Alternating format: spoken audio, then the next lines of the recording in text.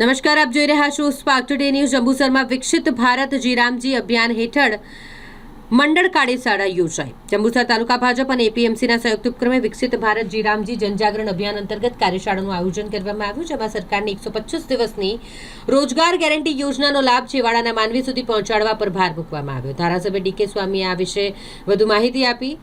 125 દિવસની રોજગારીની ગેરંટી ગ્રામીણ સ્તરે આર્થિક મજબૂતી લાવશે અને પારદર્શક અમલીકરણથી કોઈપણ પાત્ર લાભાર્થી વંચિત નહીં રહે। કાર્યક્રમમાં એપીએમસી ચેરમેન વનરાજસિંહ મોરી, તાલુકા ભાજપ પ્રમુખ કુલદીપસિંહ યાદવ, દિગ્વિજયસિંહ ચુડાસમા સહિત સંગઠનના હોદ્દેદારો અને મોટી સંખ્યામાં કાર્યકર્તાઓ હાજર રહ્યા હતા।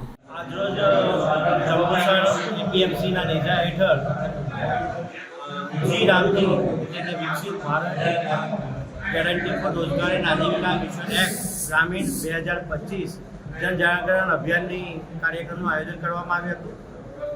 આ કાર્યક્રમમાં એપીએમસીના ચેરમેનશ્રી, ડિરેક્ટરશ્રી, સહકારી આગેવાનો, ભારતીય જનતા પાર્ટીના પદાધિકારીશ્રીઓ, વિવિધ ગામના સરપંચીઓ હાજર રહ્યા હતા અને વિશેષમાં જંબુસર વિધાનસભાના લોકલાડીના ધારાસભ્ય શ્રી ડીકે સ્વામીજી પણ આ કાર્યક્રમમાં ઉપસ્થિત રહ્યા હતા।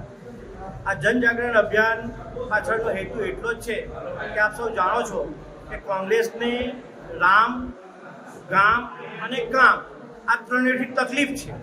એટલા માટે જ્યારે દેશના યશસ્વી વડાપ્રધાન નરેન્દ્રભાઈ મોદીજીના નેતૃત્વમાં આ રામજી યોજના જ્યારે કાર્યાન્વિત થવાની છે, ત્યારે ગામડા સાચા એટલા વિકસિત બનવાના છે। વિકસિત ભારતનો પાયો નાખવાનું કામ આ રામજી યોજના કરવાની છે, જેનું 91,000 કરોડ જેટલું માતબર બજેટ પણ આપણા કેન્દ્રની સરકારે ફાળવ્યું છે। ત્યારે આગામી દિવસોમાં મનરેગાના જગ્યાએ આ જે રામજી યોજના આવી છે એ બિલકુલ પારદર્શકતા સાથે, ભ્રષ્ટાચાર મુક્ત વ્યવસ્થા સાથે ગામડાઓને સાચા અર્થમાં વિકસિત બનાવવાનું કામ કરશે એવો અમને દ્રઢ વિશ્વાસ છે। આજે ખૂબ સારી એવી સંખ્યામાં આ જનજાગરણ અભિયાન કાર્યક્રમનું અહીંયા આયોજન કરવામાં આવ્યું, તેનો ખૂબ આનંદ છે। અમે એને સૌ સાથે મળીને આગામી દિવસોમાં જન સુધી આ રામજી યોજનાને વ્યાપક પ્રચાર અને પ્રસારના માધ્યમથી લઈ જઈશું।